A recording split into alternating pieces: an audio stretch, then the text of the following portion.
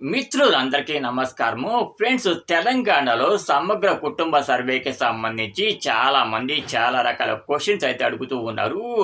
అసలు ఈ కుటుంబ సర్వే వల్ల మనకు ఉపయోగాలు అని చెప్పేసి కొంతమంది అడిగితే, అలాగే సర్వే తర్వాత ప్రస్తుతం మనకు వస్తున్నటువంటి పథకాలు అనేవి ఆపేస్తారని చెప్పేసి అడుగుతూ ఉన్నారు.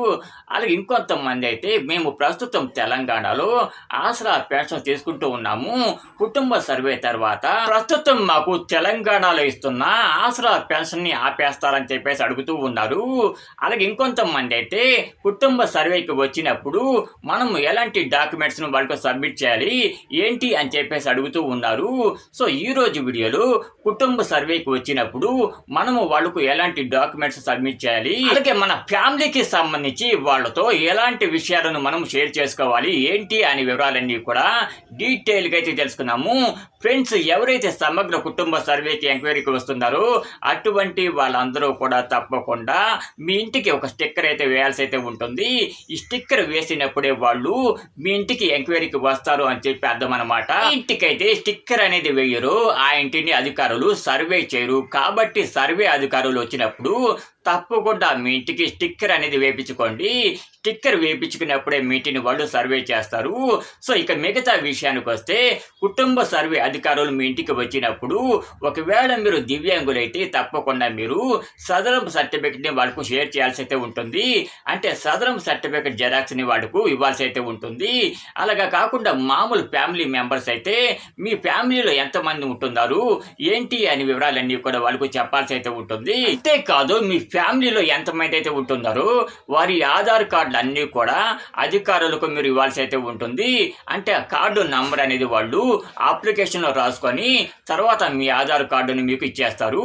అలాగే ఇకపోతే ఎవరికైతే బ్యాంక్ అకౌంట్ అనేది ఉంటుందో అటువంటి వారి బ్యాంక్ అకౌంట్ నంబర్ని మీరు ఇవ్వాల్సిన అవసరం అయితే లేదు. సో బ్యాంక్ అకౌంట్ ఉందా లేదా అని చెప్పేసి మాత్రమే అందులో రాయాల్సి అయితే ఉంటుంది. ఫ్రెండ్స్, పొరపాటును కూడా మీ బ్యాంక్ అకౌంట్ నంబర్ కానీ, లేదంటే ఏటీఎం కార్డు నంబర్ కానీ, లేదంటే ఏటీఎం కార్డుకు వచ్చే పిన్ నెంబర్ కానీ ఇలాంటివి ఏవి కూడా మీరు ఆ ఎంక్వైరీకి వచ్చిన అధికారులకు షేర్ చేయకండి. ఒకవేళ మీరు షేర్ చేసినట్లయితే సైబర్ క్రైమ్కు గురయ్యే అవకాశం అయితే ఉంటుంది. కాబట్టి బ్యాంక్ వివరాలు ఏవి కూడా మీరు వాళ్ళకు షేర్ చేయకండి. ఫ్రెండ్స్, చాలా మంది సర్వే చేసిన దరఖాస్తులు ఏం చేస్తారు అని చెప్పేసి అడుగుతూ ఉన్నారు. ఫ్రెండ్స్, మరొక నెల రోజుల్లో ఈ సర్వే అంతా కూడా పూర్తి అయిపోతుంది. సర్వే పూర్తయిన తర్వాత ఈ అప్లికేషన్ అన్నీ కూడా వాళ్ళు ఆన్లైన్లోకి ఎక్కించడం జరుగుతుంది. సో ఆన్లైన్లోకి ఎక్కించిన తర్వాత ఎవరెవరికి ఏవి ఉన్నాయి, సో ఎవరికి ఏవి లేవు అని చెప్పేసి ప్రభుత్వం వారి కుటుంబాలను పరిశీలించడం జరుగుతుంది. ఈ సమగ్ర కుటుంబ సర్వే వల్ల ప్రస్తుతం తెలంగాణలో మనకు వస్తున్నటువంటి పథకాలు ఏవి కూడా ఆగిపోవు. సో ప్రజలకు ఇంకా ఏమి కావాలి అనే దాన్ని తెలుసుకోవడానికి ఈ సర్వే అనేది స్టార్ట్ చేశారు.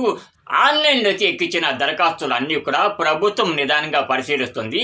పరిశీలించిన తర్వాత ఆయా కుటుంబాలకు ఏ రాయితీలు ఇవ్వాలి ఏంటి అనే వివరాలన్నీ కూడా ప్రభుత్వం ఒక నిర్ణయం కూడా తీసుకోవడం జరుగుతుంది. ఫ్రెండ్స్, ఈ వీడియో కనుక మీకు నచ్చినట్లయితే తప్పకుండా ఒక లైక్ అయితే వేయండి. లైక్ వేయడమే కాదు, ఈ వీడియోని మీ ఫ్రెండ్స్ అండ్ ఫ్యామిలీ మెంబర్స్ అందరికీ కూడా షేర్ చేయండి.